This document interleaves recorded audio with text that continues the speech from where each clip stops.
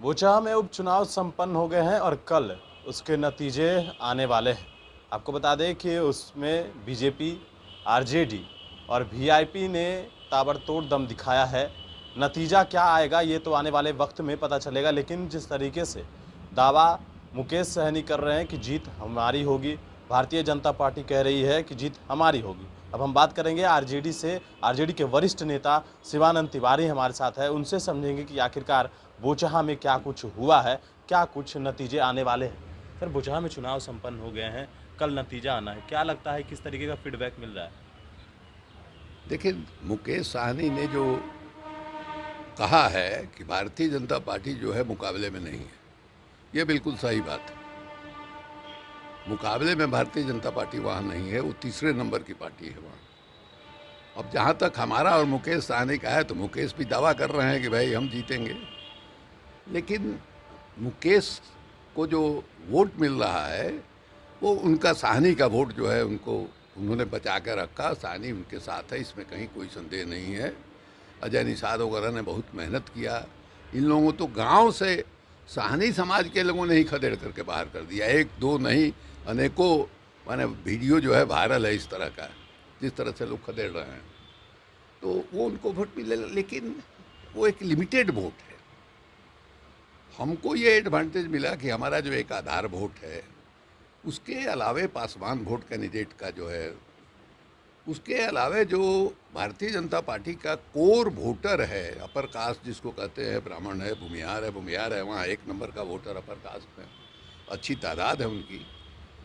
Bhumihar vote BJP से नाराज था और उसका एक हिस्सा जो है उसने उस नाराजगी का इजहार करने के लिए हमको वोट दिया।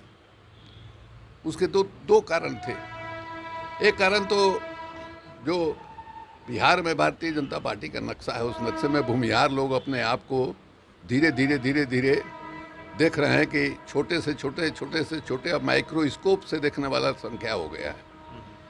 दूसरे, उनको ये लगता है कि वहाँ के स्थानीय नेता हैं सुरेश शर्मा, मंत्री थे पिछले दिनों, इस बार चुनाव हार गए। उनको लग रहा है कि सुरेश शर्मा को इग्नोर किया जा रहा है और फलाने नेता जो है भारतीय जनता पार्टी पर हावी हो रहे हैं और उन्होंने ये तैयार कराया। तीसरे, क्या दिखाई दे रहा है कि जो भारतीय जनता पार्टी ने उम्मीदवार का चयन किया गीता का, वो इंडिपेंडेंट जीती थी। रामविलास भाई की पार्टी ने उसको उम्मीदवार बनाया था, बाद में उसका टिकट छीन लिया।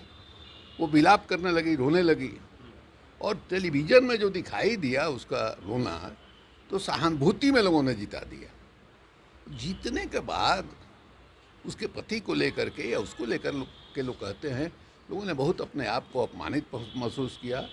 अपने फैसले के बारे में उनको लगा कि बहुत ही गलत हो गया।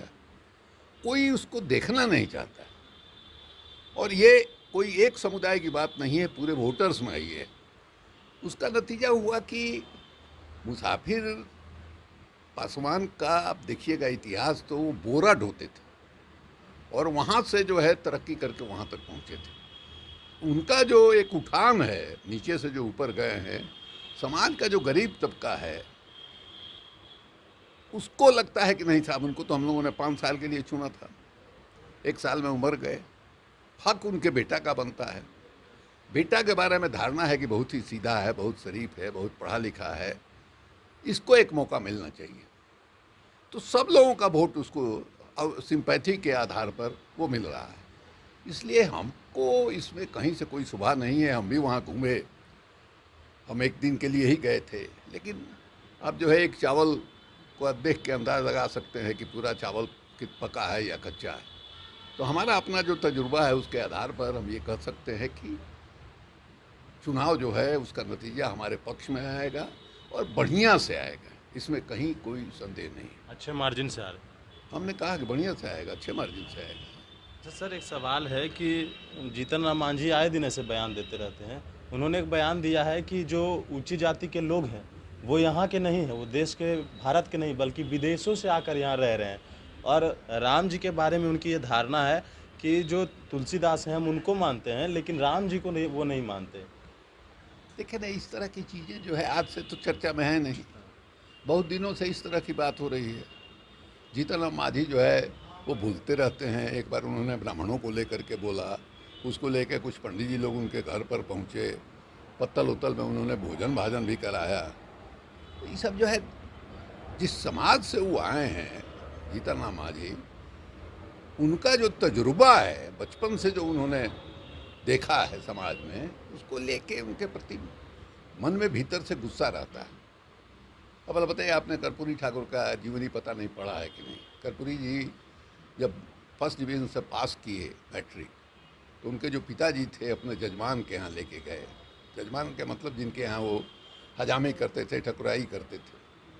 तो उन्होंने पैर जो है उठा के टेबल पर रख दिया, उघार दिया जांग की, जरा मालिश करो। अब भला बताइए कि अगर इस तरह का जहाँ समाज में व्यवहार हो, तो आप जो है उम्मीद कीजिएगा कि बड़ा बढ़िया से इन लोगों ने काम किया और बहुत अच्छा ये किया। तो भीतर एक रोष है, इस पर बहुत ध्यान नहीं देना चाहिए। हमको याद है महात्मा गांधी ने से एक आदमी ने कहा कि भाई बाबा साहब अम्बेडकर जो है आपको खूब गाली देते हैं। तो उन्होंने कहा कि उनके साथ जो हम लोगों ने व्यवहार किया है, मतलब ऊंची जात के लोगों ने व्यवहार किया है, वो जो है हमारा सर नहीं तोड़ दे रहे हैं, यही कृपा कर रहे हैं। इसलिए जो कुछ व्यवहार सदियों से उनके साथ आया है, पिछड़ों के तो पिछड़े में भी जो दलित हैं, दलित में भी जो मुसहर है, उसके साथ जिस ढंग का व्यवहार हुआ है साहब, क्या क्या नहीं हुआ है, नहीं जानकारी है। उसमें इस तरह की बात बोलते हैं, तो उसको आप उदारता दिखाइए, उसको सहन कीजिए, अपने भीतर झांकिए कि क्यों इस तरह से बोल रहे हैं। वैसा मौका भविष्य में मत दीजिए। चलिए, तो हमारे साथ थे आरजेडी के वरिष्ठ नेता शिवानंद तिवारी। नतीजे कल आने वाले हैं, लेकिन आपने समझा कि किस प्रकार से बोचहा में चुनाव हुआ है। उन्होंने बताया है कि नतीजे आरजेडी के पक्ष में आने जा रहे हैं, और वो भी एक अच्छे मार्जिन से, क्योंकि एमएलसी चुनाव के दौरान जिस प्रकार से आरजेडी ने भूमिहारों को टिकट दिया, जो समीकरण बना आरजेडी के अंदर, और जिस तरीके से भूमिहार को लेकर जो सचिदानंद राय थे उनका टिकट काटा बीजेपी में, तो काफ़ी आक्रोश इन तमाम बातों को लेकर भूमिहार समाज में थी, और कहीं ना कहीं इसका फ़ायदा आरजेडी को मिलेगा। लेकिन ये पता कल चलेगा कि आखिरकार नतीजा क्या आता है। मनीष नेशन के साथ नमस्कार।